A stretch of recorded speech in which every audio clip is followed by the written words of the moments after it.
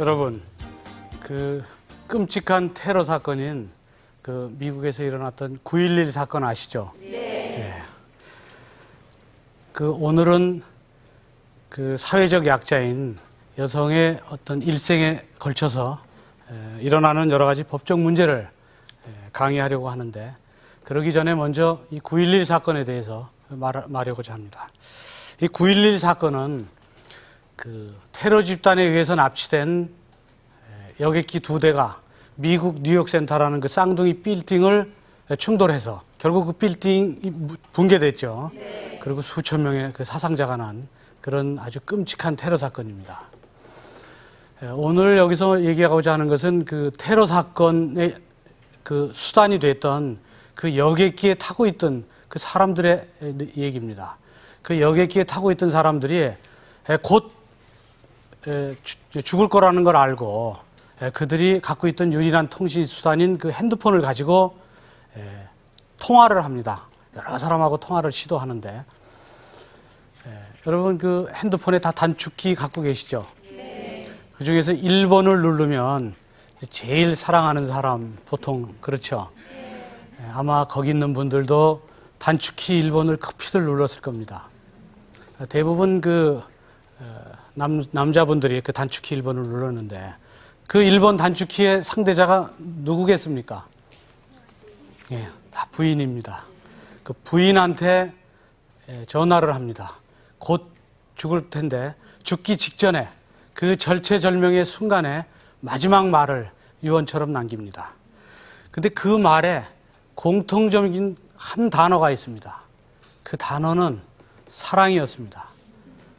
그 세계인의 심금을 울렸던 그 말이 녹음이 돼가지고 전 세계 그 TV나 방송 이런 걸 통해서 알려졌었는데, 그 우리나라에서는 이 9.11 테러 사건이 일어나기 전에 이런 승객들의 외마디 그 마지막 말, 우리한테 주는 교훈이 있는데, 이런 교훈을 주기도 전에 예전에도 이렇게 교훈을 주는 그런 일들이 있었습니다. 그것은 신부, 꽃가마 타고 결혼하는 신부한테 혼수감으로 그 신랑, 앞으로 한 5, 60년 후에나 있을 그 신랑의 그 수의를 지을 수 있는 삼배 옷을 혼수감에 넣어줬습니다. 여러분, 꽃같은 세대, 꽃같은 신부가 그 좋은 날씨에 꽃가마 타고 결혼을 하는데, 그 옆에서 그 혼수 따라가는 그 안에 장례식 용품을 넣어준 겁니다. 그거 왜 넣어줬을까요? 그 어떻게 보면 불길하다고 할 수도 있는데 그걸 넣어줬습니다. 예전에는 그 옷을 직접 지었습니다. 옛날 그 세댁들은 옷을 지금 기성복이 사 입는 게 아니고 한복이라 이제 다 지었는데, 그 세댁은 이제 가서 신랑의 몸 치수를 보면 옷을 지을 수 있습니다. 옛날 신부들은. 그럼 옷을 이제 집니다. 속옷도, 수의로 속옷도 짓고 삼배로, 또 겉옷도 짓고, 두루마리도 짓고, 신부도 짓고, 그 신혼의 신부가 그걸 다 짓습니다. 그러면 이 신랑이 입을 옷을 언제 입을 겁니까? 한 5, 60년 후에나 입을 겁니다. 그걸 신부가 짓습니다. 그걸 지으면서 스스로 생각을 하게 하는 겁니다. 그 여러분들은 아까 말씀한 것처럼 그 9.11 테러 사건에서 있었던 그 여객기의 승객들, 그분들을 생각하면 되겠지만은, 그 신부는 그걸 지면서 이 신랑은 내가 내 품에서 이 신랑 내가 돌보다가 내 품에서 이 세상을 떠나면 내가 이 장례를 다 주관해서 치르고, 또 산소도 다 만들고, 그 산소에 꽃도 심고, 신랑이 좋아하는 나무도 심고, 때도 다 입히고, 그래서 산소자리까지 다 잘 됐는지 보고, 그런 연후에 이 아내의 역할이 다 끝난다, 이런 걸 생각하게 하려고 그걸 진 겁니다. 그러니까 인생의 초입에서 인생의 끝을 보게 한 겁니다. 그 꽃 같은 신부는 그 신랑의 수의를 지으면서 인생 전체를 관조하는 겁니다. 쭉 보는 겁니다. 내 품에서 이 세상을 떠나고 내가 장례까지 치러야 될 이 철없는 신랑, 나이는 자기보다 많지만 뭐 싫은 소리 뭐 했다거나 기분 나쁜 얘기를 좀 했다거나 그래도 다 이해합니다. 왜냐하면 내가 산소 갈 때까지 내가 돌봐줘야 되기 때문에. 그래서 예전에는 그래서 혼수에다가 수의를 지을 수 있는 삼배를 넣어줬다고 합니다. 그게 사랑이라는 것은 예전의 사랑은 그렇게 이성적이고 사랑이 깊었습니다. 가마솥에 물 끓이면 물이 굉장히 오랫동안 오래 걸리죠, 끓는데. 그리고 한 번 끓으면 잘 안 식죠. 여러분 순두부집에 가서 뚝배기 하면 불에서 꺼내왔는데도 계속 끓고 있죠. 오래 끓이고 그러면 이게 잘 안 식습니다. 여러분 이제 라면 보면 요새 이제 보면 노란 냄비 라면 있죠. 굉장히 맛있는. 거기 보면 막 끓다가도 불에서 탁 꺼내면 끓는 게 딱 멈추고 그때부터 바로 식기 시작하죠. 옛날 사랑은 뚝배기 사랑 같고 또 가마솥 사랑 같았습니다. 근데 요새는 그 냄비 같은 사랑입니다. 계속적으로 사랑에 불길을 넣어주지 않으면 불길이 끊는 순간에 식습니다. 예전에는 한 번 불길을 넣어주기도 힘들어 넣어주면 그 다음에 그 불길이 사라져도 계속 끓습니다. 아주 깊은 사랑이었죠. 그리고 또 예전에 그분들 사랑이라는 게 지금하고는 그 사랑이 좀 다릅니다.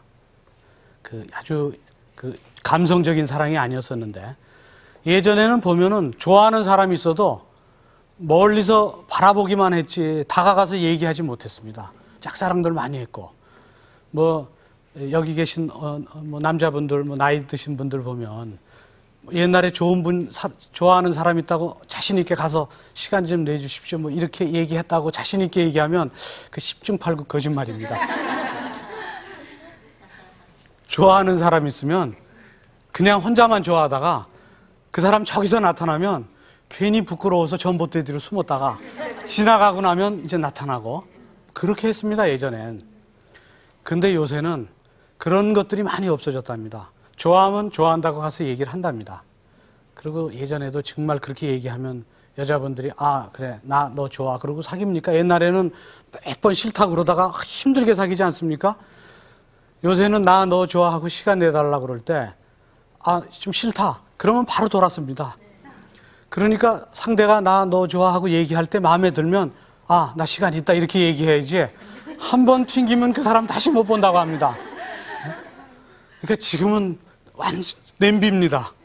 불이 주면 끓고 불 없으면 식습니다. 그런 사랑을 하면서 그런 식으로 사랑이 약화됐지만 그건 사랑할 때 연인 시절 그때 얘기고 이런 분들이 결혼을 해서 남편을 사랑하고 자식을 사랑할 때는 냄비 같은 사랑으로는 처녀 때 지냈는데 가정을 가지면 가마솥 사랑 그걸로 변합니다. 그래서 어머니의 사랑이 위대한다는 건 이제 그럴 때부터 나타나기 시작합니다. 그래서 보통 어머니들 가정 결혼하게 되면 그런 걸 주지 않습니까? 생일 선물로 무슨 결혼 기념일이다 그래서 돈을 줍니다. 아주 오랜만에 그냥 신랑이 큰 돈을 줍니다. 한 100만 원쯤 딱 주고 이걸로 당신 사고 싶은 거 사라 딱 줍니다. 그럼 백화점 가서 기분이 좋아서 사러 갑니다. 근데 눈에 보이는 건 남편 넥타이만 보이고 자식들 옷만 보입니다. 결국 다 보다가 결국 그런 옷만 잔뜩 사옵니다. 그리고 자기도 사야 되니까 어디를 갑니까? 재래시장 갑니다. 재래시장 가서 몇천 원짜리 막 이런 거 삽니다. 그리고 집에 와서 다 신랑 입히고 또 자식 입히고 신랑이 이제 그 옷 입고 나가는 거 보면 아주 흐뭇하고 푸듯합니다. 자식이 또 그런 옷 입고 나가면 너무 기분이 좋습니다.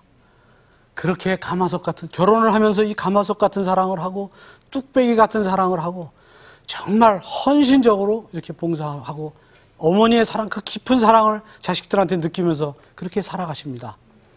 그런 사랑을 그렇게 베풀었는데도 참 슬프게 버림받는 사람들이 있습니다. 그 어떤 분이 그 남편이 외국으로 유학을 갔습니다. 단기 유학을. 근데 그때 남편이 단기 유학을 간 사이에 그 친정집에 3억이 필요했습니다. 돈이 필요하니까. 그래서 결국은 남편한테 인감도장 다 있으니까 남편 명의 집에 인감도장으로 위임장 만들고 인감증명 다 띌 수 있지 않습니까? 그래서 은행에서 저당 3억 받아서 그래서 신랑한테는 외국에서 공부하니까 신경 쓰이니까 그냥 받아서 처갓집에 빌려줬습니다. 처녀 때부터 이제 아버님을 잘 아니까 어차피 3억은 이제 곧 급전이니까 다시 갚으면 되니까 그렇게 했는데 불행하게도 절대로 그럴 일이 없는데 일이 뭐 잘못돼서 부도가 났습니다. 그래서 3억을 못 갚게 됐습니다. 그래서 안절부절했는데 나중에 남편이 돌아오고 그래도 계속 하는데 이게 잘못돼가지고 결국 변제기일 날 갚을 수가 없지 않습니까? 그 은행에서 갚으라고 연락이 왔습니다. 채권자는 그 신랑이니까 그 신랑명이고, 근데 신랑은 깜짝 놀랐습니다. 이게 무슨 돈이냐? 물어보니까 이제 그런 사정 얘기를 알았습니다. 그러면 생일날 100만 원을 줬는데 그렇게 다 했으면 그 신랑이 화를 내는 그런 분도 있지 않습니까? 왜 그걸 나한테 얘기하지 않고 혼자서 그렇게 끙끙 앓느냐? 그러면서 잘 다독거리고 그렇게 그렇게 됐으면 아무 문제도 안 되고, 또 여기서 제가 사례로 들 필요도 없습니다. 그런데 그렇게 헌신적으로 사랑을 베풀었는데 화가 나가지고 신랑이 왜 나한테 얘기도 하지 않고 했느냐? 나 이 돈 못 갚겠다 이런 겁니다. 이 돈 못 갚겠다니까 은행에서는 못 갚으면 소송을 하겠다. 그래서 대출금 그 반환 소송이 들어왔습니다. 소송이 들어오니까 이 남편분은 나는 이거 위임장도 써준 적도 없고 이건 다 내가 한 적이 없다. 이걸 다 얘기했습니다. 그랬더니 재판을 하다 보면 당신 도장도 맞고 위임장도 맞고 그게 당신 책임져야 된다. 이렇게 이제 재판이 진행됩니다. 근데 그 재판에서 이기려면 방법이 하나가 있습니다. 그 남편이 그 아내를 사문서 위조죄로 고소해서 형사처벌을 받게 하면 그러면 인정을 해줍니다. 왜냐하면 그런 증거가 안 들어오면 부부가 짜가지고 이거는 난 모른다 그러면 은행만 손해보니까 그 정도 갖고는 인정 안 해주기 때문에 그렇다고 그러니까 그럼 자기 고소하겠다는 겁니다. 고소했습니다. 그러고 그걸로 싸워갖고 그 3억 원 때문에 결국 고소했고 그 집은 10몇 억짜리가 있고 또 그렇게 해도 되는데 뭐 다시 복구하고 다시 살고 그럴 수 있지 않습니까? 그 3억 원 때문에 결국 형사 고소했고 또 그 헌신적인 아내하고 이혼을 했고 그래갖고 밖으로 내쳐버렸습니다. 그러니까 여러분, 헌신적인 사랑의 대가가 헌신적인 그 상대방의 사랑으로 돌아오는 경우가 거의 대부분입니다. 대부분의 남편들은 정말 그럽니다. 저도 그럴 겁니다. 그런 일이 있으면 왜 나한테 얘기하지 않았냐고. 정말 저도 그럽니다. 여러분들도 다 그러지 않을 겁니까? 신랑 한번 생각해 보세요. 딱 우리 신랑은 이럴 때 어떨 것인가. 그리고 그런 얘기 있습니다. 우리 신랑 외에 정말 나를 위하는 사람이 누군가 생각할 때는 내가 이 세상을 뜰 때 내가 모든 걸 누구한테 부탁할까 이걸 생각하면 그분이 진짜 제일 믿을 수 있는 사람이랍니다. 그러면 지금 여러분 이렇게 생각해 보십시오. 이렇게 할 때 내가 과연 세상을 뜰 때 내가 누구한테 부탁을 할까 생각하면 부인은 남편이고 남편은 다 부인입니다. 평소 때 제가 아는 어느 의사 한 분이 그랬었습니다. 자기가 이제 병이 걸려서 이제 수술 받으러 들어갈 때 유서를 썼습니다. 유언장을 쓰는데 그 유언장 내용이 다 자세히 썼습니다. 이 건물은 누구한테, 이거는 누구한테 쭉 유언장을 씁니다. 내일 수술 받으러 들어가니까. 근데 좀 배분이 좀 잘 안 된 것 같아서 또 다시 찍고 밤새도록 썼습니다. 근데 밤새도록 써도 그 내용을 제대로 쓸 수가 없다 그럽니다. 그래서 할 수 없이 한 장을 딱 썼답니다. 뭐라고 썼냐면 자기 아내한테 당신한테 모든 걸 부탁해. 그렇게밖에 쓸 수 없답니다. 그러니까 대부분의 그 남성들은 다 그렇습니다. 아내한테 다 부탁합니다. 그리고 아내가 남편 몰래 남편의 동의 받지 않고 그런 일에 썼다 그러면 그 처갓집 부모도 부모인데 왜 그걸 나한테 얘기하지 않느냐. 내가 도와주지 않을 것 같아서 날 못 믿어서 그러느냐. 이러고 화를 내는 그 신랑도 많습니다. 그런데 아까 그 사례는 불행하게도 내 동의도 받고 나를 속였다는 그 내용 때문에 결국은 내쳤습니다. 이혼했고 그리고 사문서 위조죄로 처벌받았습니다. 그래서 세상 일이라는 건 알 수 없으니까 살다가 내가 헌신적인 사랑을 줬으니까 헌신적인 사랑이 올 것이다 라고 생각하지 마시고 부동산에다가 저당 잡힐 때는 반드시 신랑의 동의 받으십시오. 근데 이제 일반인 부부간에 그럼 돈 쓸 때 언제나 그 신랑의 동의를 받아야 되느냐? 그런 건 아닙니다. 부부간에는 그 남편은 아내를, 아내는 남편을 항시 대리할 수 있는 이 대리권이 있습니다. 그걸 일상가사 대리권이라고 그럽니다. 민법상. 그러니까 일상가사라는 건 뭐냐면 일상적으로 지출되는 그런 비용에 대해서는 결국은 딴 데서 돈을 빌려서 썼다 할지라도 그 남편이 책임이 있습니다. 동의 안 받아도. 그것이 그럼 일상가사의 범위가 어느 정도냐 이제 그것이 문제인데, 일상가사라는 건 가령 항시 나가는 거, 뭐 아파트 관리비, 뭐 전기세 또는 수도세, 학비, 뭐 교육비 같은 거. 근데 교육비도 일반적으로 인정되는 교육비는 되는데 뭐 쪽집게 고액과에 이제 이런 건 말, 일반적인 교육비, 뭐 학비 이런 정도는 전부 이제 급해서 다른 사람 친구한테 빌려서 거기다 차용증 하나 써주고 빌렸는데 그 아내가 돈이 없으니까 그쪽에서 남편한테 달라고 그러면 그런 건 갚아야 됩니다.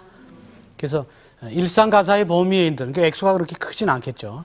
그래서 일상가사의 범위에 있는 정도라면은 갚아도 그거는 그 책임을 집니다. 근데 일상가사의 범위가 아닌 거는 이렇게 사문서 위조죄로 몰릴 수도 있습니다. 자기의 사랑만, 내가 이렇게 헌신적으로 사랑했다는 것만 믿어서는 안 됩니다. 아주 그 안타까운 그런 사례도 있었기 때문에. 그리고 통상 부동산을 저당 설정하는 경우는 거의 대부분이 일상가사의 범위에 속하지 않습니다. 그래서 부동산을 저당 설정할 때는 그 남편 명의로 돼 있으면 반드시 동의를 받지 않으면 정말 그 사회적 약자로서 그 법적 문제에 부닥뜨렸을 때 별로 도와줄 수가 없습니다. 그래서 반드시 그 가마솥 같은 사랑을 베푸시는 건 아는데 상대방이 냄비 같은 사랑인지 어떻게 압니까? 그리고 또 하나는 그렇게 살다가 남편으로부터 이혼을 당하는 경우가 있습니다. 근데 문제는 쌍방간에 협의를 한다면 문제는 괜찮습니다. 협의를 하면 재산도 얼마를 주고 위자료도 주고 이게 협의가 다 돼서, 그러니까 여자분이 다 수긍을 해서 이혼을 하는 것인데, 수긍을 안 하면 나는 얼마를 받아야 되겠는데 상대는 난 그렇게 못 주겠다, 너 그냥 나가라, 뭐 이런 식으로 되면 협의 이혼이 안 됩니다. 그러면 재판상 이혼을 하게 됩니다. 그래서 재판상 이혼을 하면 이혼 사유가 있어야 됩니다.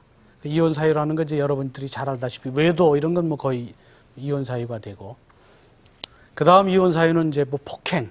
그래서 이혼하려면 맞으면 바로 진단서 같은 거 띄워놓고 뭐 상처 사진 찍고 이러지 않습니까? 그러니까 그런 거 이혼 사유 되고, 또 친정 부모, 뭐 부모들, 또 뭐 이렇게 부모들한테 이렇게 잘 못하는 거, 그런 것도 부당 대우로 이혼 사유가 될 수도 있고, 또 문제는 이제 파탄된 거. 파탄된 거는 도저히 결합될 수 없는 거. 파탄된 거. 그 결혼했다가 서로 파탄된 거, 파경이라는 말 쓰죠. 그 깨질 파, 거울 경기에서 거울이 깨졌다는. 거울이 깨지면 그 볼 수가 없지 않습니까? 있을 수가 없고, 그 깨진 거울은 버리자는 겁니다. 법적으로. 깨진 거울은 버리고 새 출발을 시키는 게 낫다. 이게 이제 파탄주의입니다. 그렇게 이제 파탄이 됐을 때 이제 이혼을 할 수 있는데, 그렇다고 그럼 파탄을 시키고 이혼할까 그래서 자기가 바람피고 나 바람펴서 이제 도저히 이거 깨졌다, 재결합이 안 된다, 난 이 사람을 너무 사랑해서 너 싫다, 그러고 이혼 청구하면 그건 이혼 안 됩니다.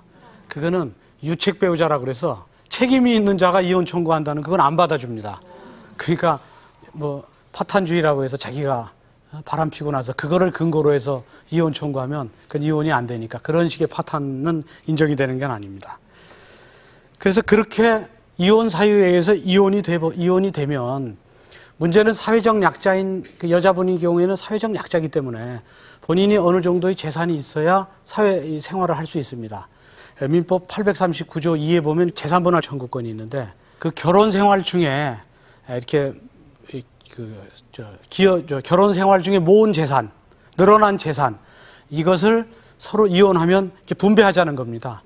그러니까 원래 동업하다가 동업 그만두면 분배하지 않습니까? 서로 이제 그런 식으로 돈 번 게 신랑 혼자 번 게 아니라 아내도 밖에서 신랑이 돈 벌 수 있도록 밥도 해주고 출근도 하게 해주고 집에서 청소도 해주고 뭐 다 해줬지 않습니까? 옷도 다 와이셔츠도 다 데려주고 뭐 다 했지 않습니까?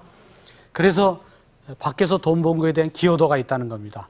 신랑이 돈 벌어서 10억짜리 아파트 신랑 이름으로 돼 있으면 그냥 밥만 해주고 그런 것만 해도 기여도 한 30% 됩니다.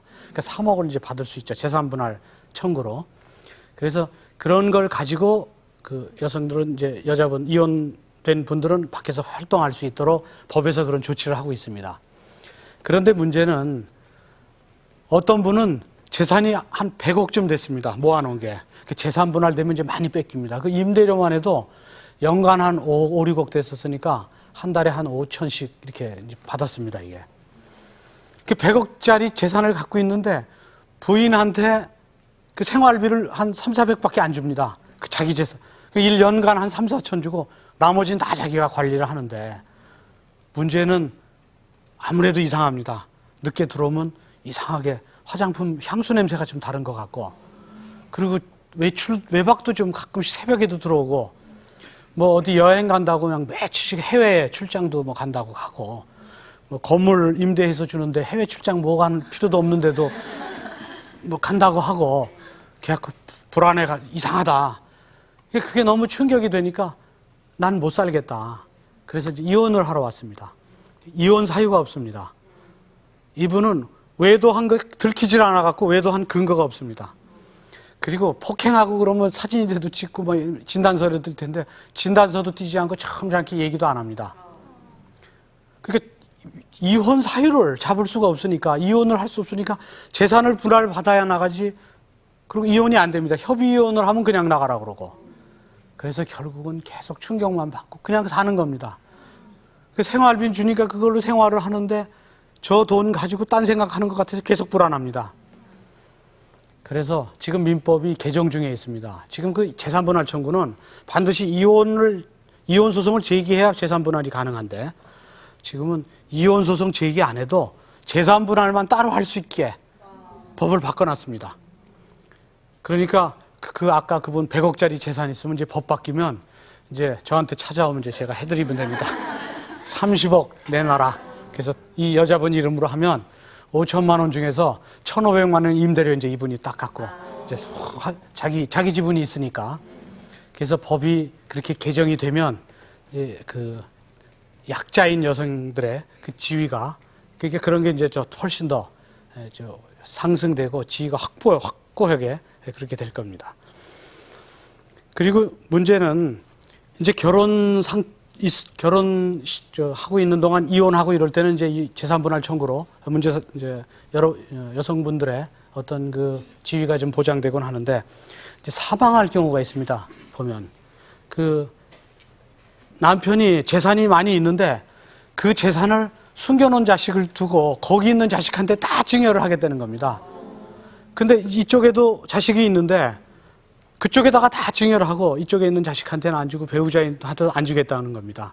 뭐 이혼을 하려고 이혼 소송을 해서 이제 놓으면 되는데, 여기 있는 그 부인은 자식 결혼할 때까지는 이혼할 수는 없다는 겁니다, 또. 그래 놓으니까 그것 때문에 자꾸 이제 걱정하고, 그래서 이제 그럴 경우에는 그 민법의 1112조에 보면 유류분 청구라는 게 있습니다. 그건 뭐냐면 그분이 돌아가신 후에는 재산을 다 절로 증여하겠다고 해도 원래 받아야 될 상속재산의 반을 청구할 수 있습니다. 그러니까 돌아가시는 분이 뭐 난 마음에 안 든다 뭐 이래갖고 딴 데다 다 줘도 내가 실제적으로 상속받을 부분이 1억이다 그러면 1억은 다 못 받아도 5천만 원은 다시 회수할 수가 있습니다. 이제 그런 부분이 있는데, 또 어떤 분은 그 따님이 종교가 다르다고 이제 다른 종교를 믿다가 이제 기독교를 믿었습니다. 그러니까 기독교를 믿으니까 이제 딸을 내쳤습니다. 그리고 사위도 미워하고 너는 재산 절대로 못 준다. 그럽니다. 그리고 그럼 이제 후에 이분이 이제 사망을 하게 되면 그 딸은 재산을 전혀 못 받는 게 아니라 결국 그분도 유리분 청구에 의해서 반을 받을 수 있습니다. 근데 정상적인 상속분을 다 받지는 못하죠. 그래도 그 일부를 받을 수 있습니다. 근데 이제 한 분이 그 재산이 상속이 안 되니까 그냥 혼자 살았습니다. 없으니까 아버님이 안 주면 난 혼자 산다. 그러면서 돌아가셨는데 혼자 열심히 살았습니다. 그러다가 너무 살기가 힘드니까 찾아왔습니다. 사무실에. 저는 원래 아버님 재산인데 내가 상속을 못 받았다. 그럼 어떻게 하면 됩니까? 이럴 때. 유류분 청구하면 되죠. 그래서 여러분 그런 일이 있으면 아주 신속하게 그 법률 전문가의 도움을 받으면 찾을 수 있는데, 어차피 저러면 못 찾겠구나 하고 스스로 자신이 법 전문가가 돼서 그렇게 판단해버리면 피해볼 수 있습니다. 그렇다고 뭐 전화 거는 게 뭐 크게 전화 걸어서 막 물어볼 수 있지 않습니까? 그렇다고 돈 받고 그런 것도 아니니까.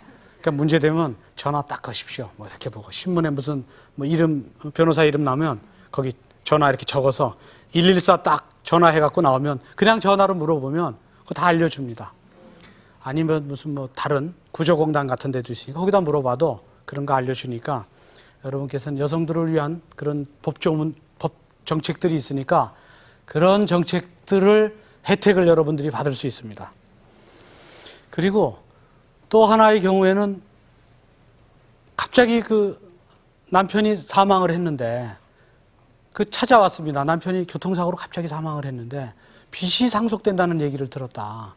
그게 이럴 때는 어떻게 하느냐. 빚도 상속됩니다. 그러니까 빚이 상속이 되면 자기한테 상속됐다가 자기가 못 갚으면 이게 또 자식한테 또 상속이 됩니다.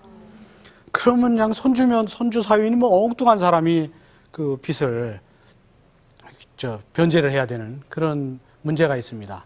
그래서 빚이 상속되니까 빚이 많으면 그 상속을 포기하면 됩니다. 그래서 민법 1019조에 보면은 상속의 그 원인이 발생됐을 때, 그러니까 그 남편이 사망했을 때 그 사망한 날로부터 3개월 내에 상속의 포기를 가정법원에 신고하면 됩니다. 그럼 빚 상속 안 됩니다. 깨끗이 딱 끝납니다. 근데 이제 이런 경우가 있습니다. 갑자기 돌아가셨기 때문에 빚이 많은지 재산이 많은지 그거 모릅니다. 혹시 포기를 했는데 알고 보니까 빚은 한 3억인데 이 남편이 자기 몰래 어디다 땅을 하나 해놨는데 그게 땅값이 올라와서 그 수십억 됐답니다. 그럼 수십억짜리가 다 없어지 얼마나 억울합니까? 그럴 경우도 구제책이 있습니다. 그렇게 좀 애매하면 한정 상속 승인을 하면 됩니다. 그러니까 가정법원에 신고할 때 한정 상속 승인이라는 건 뭐냐면 아버님 재산 범위 범위 내에서만 내가 빚을 갚겠다. 그래서 재산이 남으면 내가 상속을 받고 모자르면 포기하겠다. 그러니까 제일 좋은 방법이에요. 그러니까 위태로우면 상속 포기하지 마시고 한정 상속 승인을 하십시오. 그러니까 돌아가신 날로부터 3개월 내에 해야 되는데, 근데 한정 상속 승인을 신고를 하기 전에 아버님 돌아가신 분의 그 재산 중에 일부라도 써버리면 그냥 다 승인한 게 포기나 한정 상속 승인을 못 합니다. 그냥 단순히 다 승인해 버리는 게 돼서 빚도 상속됩니다. 그러니까 돌아가셨는데 돌아가신 분 통장에서 돈을 꺼내서 장례비로 썼다든지, 그리고 꺼내는 순간에 승인이 돼 버립니다. 그냥 포기할 수가 없습니다. 그러니까 빚이 많다든지 애매하다 그러면 상속될 수 있는 재산 딱 쓰지 마시고 3개월 내에 한정 상속 승인을 해버리면 됩니다. 그렇게 하면 여러분들이 빚이 상속돼서 이 불안 속에서 빠지는 그런 일은 없죠. 이렇게 정말 소특권 같은 이런 사랑을 베푸시는 그 아내요, 어머니 이런 분들이 사회에서 성차별을 당하는 경우도 있습니다. 여기 성차별에 대한 대응 규정도 법 규정은 많이 되어 있습니다. 우리나라 헌법 11조에 보면은 모든 국민은 법 앞에 평등하다. 그리고 성별에 의해서 정치적, 경제적, 사회적, 문화적으로 차별을 받지 아니한다. 이런 원칙적 규정이 딱 있습니다. 그래서 성별로 차별받지 않게 이 규정이 정해져 있습니다. 그래서 심지어 여러분들 사관학교 갈 때 보통 보면 남자들만 들어가죠. 그 다음에 직접 전투하는 보병번과 전투기 조종, 상대 전투기하고 같이 맞닥뜨려서 전투하려면 그 남성들이 합니다. 그 다음에 군 전투함이 배에는 그 여자분들 잘 타지 못하게 하죠, 옛날부터. 전투함의 경우엔 더 못하는데, 그러니까 군 전투함에도 여자분들 장교들이, 해군 장교들이 타고, 사관학교도 지금 여자들이 입학을 할 수 있습니다. 그래갖고 사관학교에서 남자 사관생들을 지휘하는 구대장, 대대장 이런 것도 합니다. 그리고 전투기 조종사도 나왔습니다. 그래서 지금은 헌법 11조에 의해서 법 앞에 평등하다 이게 좀 많이 실현되고 있습니다. 여러분들께서는 그런 걸 많이 알고 계시면 자기 주장을 할 수 있습니다.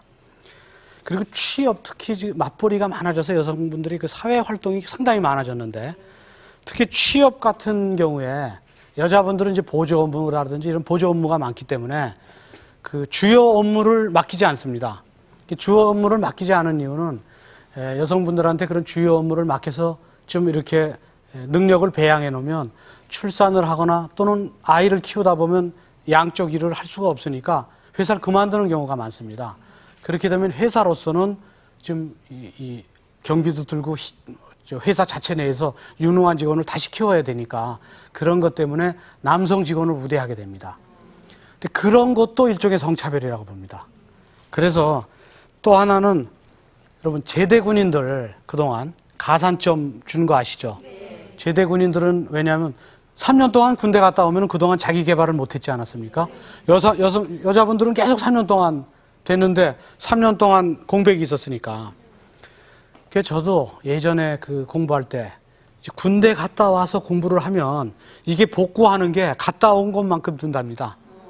그러니까 군대를 3년 갔다 오면 가기 전까지의 그 공부 베이스를 올리려면 다시 3년 정도의 공부를 해야 베이스가 올라갈 정도로 그 공백 동안에 사실은 그 타격이 있습니다. 전혀 공부를 못하니까. 근데 여자분들은 그 타격이 없기 때문에 가산점을 좀 줘야 그래야 이게 실질적 평등 아니냐.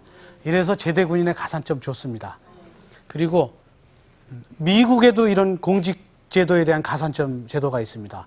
근데 이제 미국에서도 이제 여성단체가 문제를 삼아서 제대 군인의 가산점은 성차별이고 그 평등에 어긋난다.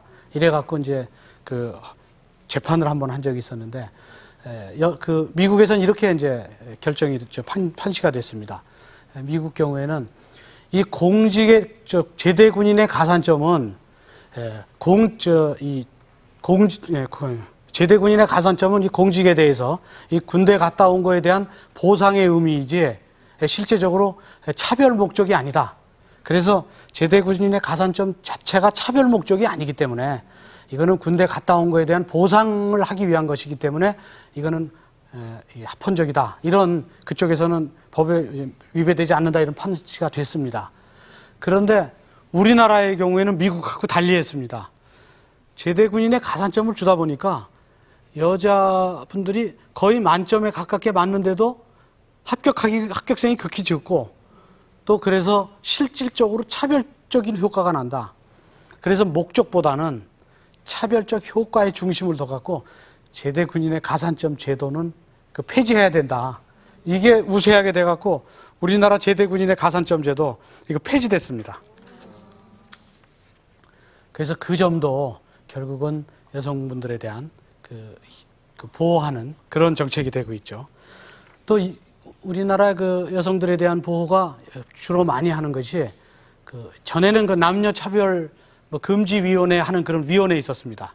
그래서 그 위원회에서 여러분들 살다가 이제 여러 가지 차별적인 게 있으면 거기다 얘기하면 거기서 이제 다 시정 조치를 해주고 했는데 요새는 인권위원회 그 위원회가 이제 없어지면서 인권위원회에서 이관 받아서 국가인권위원회에서 이제 그런 점을 합니다. 여러분 이제 사실 여러 가지 생활 중에 그런 여러 가지 성차별적인 게 드러나면 국가인권위에다 얘기하면 거기서 이제 신고하면 거기서 차별적인 것을 다 판단해서 시정 권고도 해주고 그런 일들을 합니다. 그래서 이제 그런데 있는 걸 한번 보면 임금도 지금 차별 지급하는 거 차별 지급해서는 안 된다는 그런 판결도 나왔습니다. 가령 여자분들은 그 무거운 거 들 수 없지 않습니까? 기계 같은 거. 그리고 기계에 대한 숙련도도 남자에 비해서 떨어집니다. 근데 여자분들은 아무래도 그런 일을 못하니까 임금에 대해서 차별을 했습니다. 왜냐하면 남자들은 한 30kg도 들고 가는데 여자는 10kg 들려면 여자 두 분이 움직여야 되니까 이 노동 가치가 동일 노동 가치가 되지 않는다. 그렇기 때문에 여자의 경우에는 임금이 좀 적고 남자의 경우에는 임금이 좀 더 줄 수밖에 없다. 그래서 이 고등법원에 그 판례가 하나 있었는데 그런 정도는 동일 노동의 가치가 동일 노동으로 볼 수 없기 때문에 가치가 다르다. 그래서 그 차별은 정당하다. 이렇게 고등법원에선 판결은 났는데 그 대법원에 올라가서 파기됐습니다. 그런 정도의 정도 가지고는 동일 노동의 가치가 아니라고 볼 수 없다. 그래서 우리나라 대법원 판례도 상당히 여성적으로 여성을 우대하는 그런 판례들 나오고 있습니다. 점차적으로. 그리고 근무 환경에 대해서도 여러분 이제 제복 입고 뭐 이제 근무하다가 보면은 제복이라는 건 이렇게 딱 맞춰져 있고 똑같이 이제 입고 그러지 않습니까? 근데 임신을 하면 제복이 그게 안 맞지 않습니까? 이게 딱 맞춘 게. 그러니까 자유복을 입고 이제 근무를 해야 됩니다. 일반. 근데 자유복을 입고 있다고 대기 발령시켜 버렸습니다. 왜냐하면 그 전부 그 제복 그 트리 중에서 갑자기 좀 이렇게 언밸런스 하니까 근데 그렇다고 할 수 없이 자유복 입었는데 그 제복 중에 쭉 있는 사람 중에 사복이 딱 있으니까 언밸런스하고 뭐 그렇다고 해서 그것 때문에 대기 발령시키는 것은 성차별이다 이렇게 결정했습니다. 그리고 뭐 근무 환경 같은 뭐 이런 여러 가지를 보고 결국은 성차별적 결정을 많이 하기 때문에 여러분들이 생각을 많이 하면 할수록 성차별적 결정을 이렇게 많이 이 새로운 사례를 많이 여러분들이 만들어낼 수도 있습니다. 그리고 여러분 결혼식 할 때도 예전에는 그 신랑이 가면 그 다음에 신부가 입장하고 그랬었죠. 처음에 신랑 입장, 두 번째 신부 입장. 근데 그거 싫다고 그럽니다. 왜 남자가 먼저 입장하느냐. 그래갖고 둘이서 같이 입장합니다. 그런 거 많이 보셨죠? 그리고 요즘엔 주례도 왜 남자만 주례냐. 여자 주례도 꽤 이제 많이 나타나고 있습니다. 그리고 여러분 성도 요새 이름 내자인 학생들 봐서 이름이 내자. 봤어요?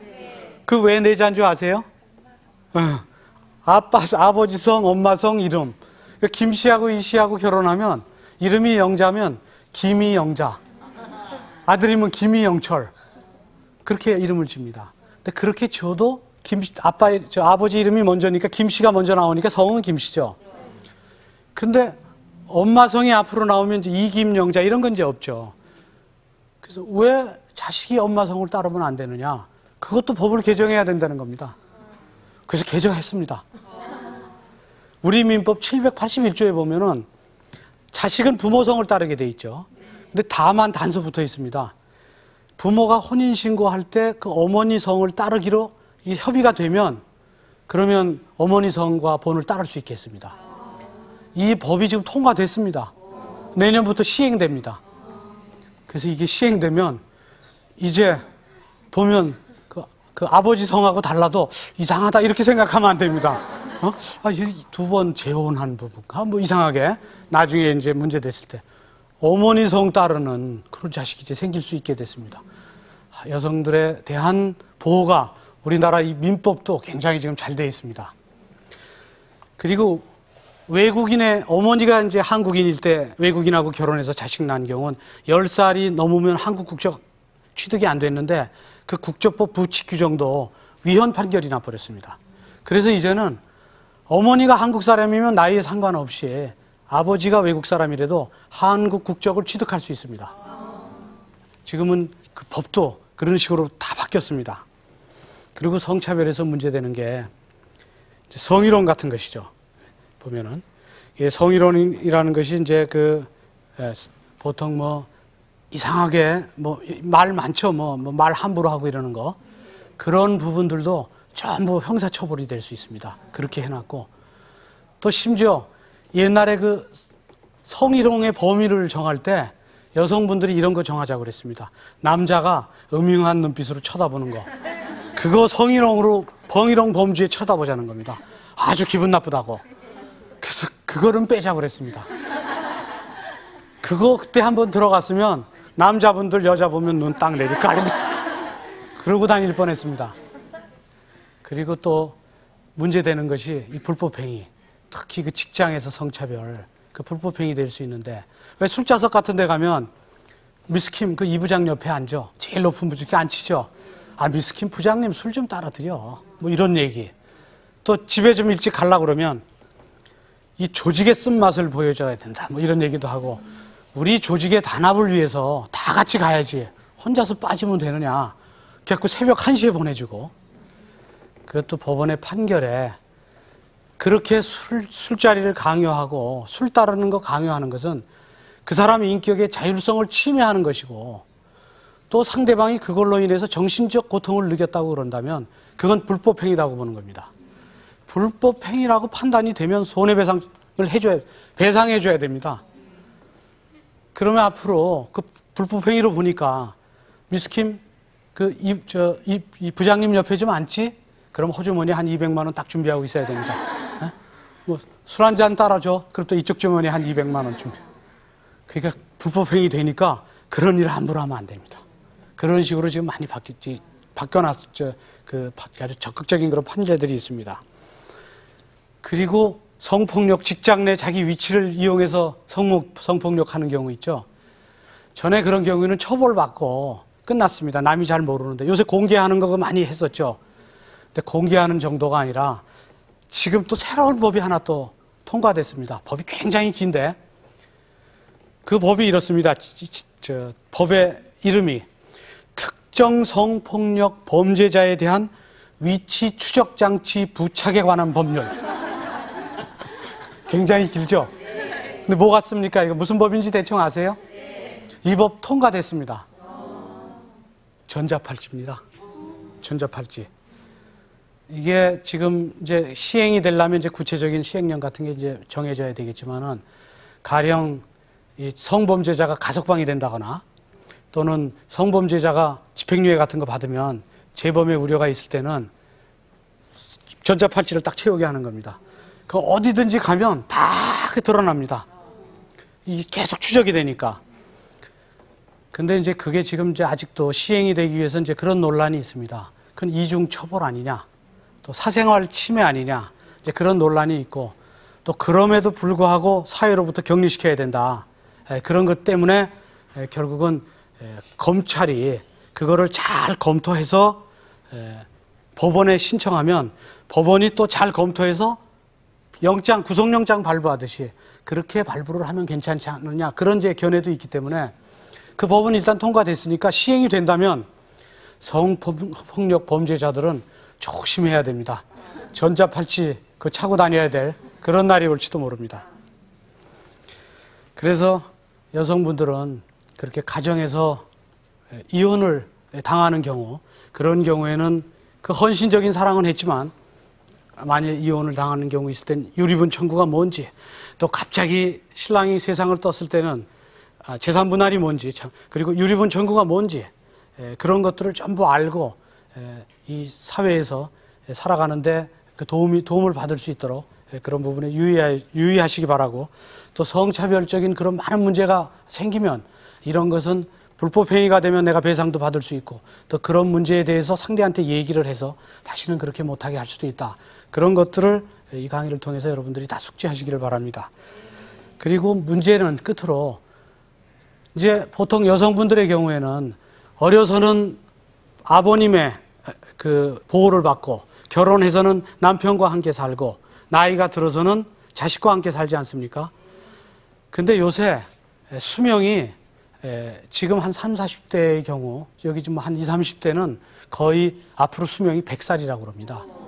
그러니까 의학이 발달돼서 지금 추정되는 게 100세라고 합니다. 그러면 뭐 무슨 갑자기 뭐 정상적으로 살아도 남편분이 7, 80까지 살면 한 30세, 또 뭐 사고가 난다고 그러면 한 5, 60 뭐 이렇게, 그 할머니들이 한 5, 60, 4, 50년을 혼자 사셔야 됩니다. 그럼 누구랑 사냐? 이제 자식하고 살게 되죠. 근데 자식하고 살게 될 때 자식한테 그렇게 헌신적인 사랑을 베풀었는데 이 자식이 며느리 들어왔을 때 그렇게 나한테 잘해주겠느냐? 아까 헌신적으로 했는데 남편한테 사문서 위조죄로 고소당해갖고 사회로 내몰린 적이 있는데 자식한테 내몰리지 않는다는 그런 보장이 있습니까?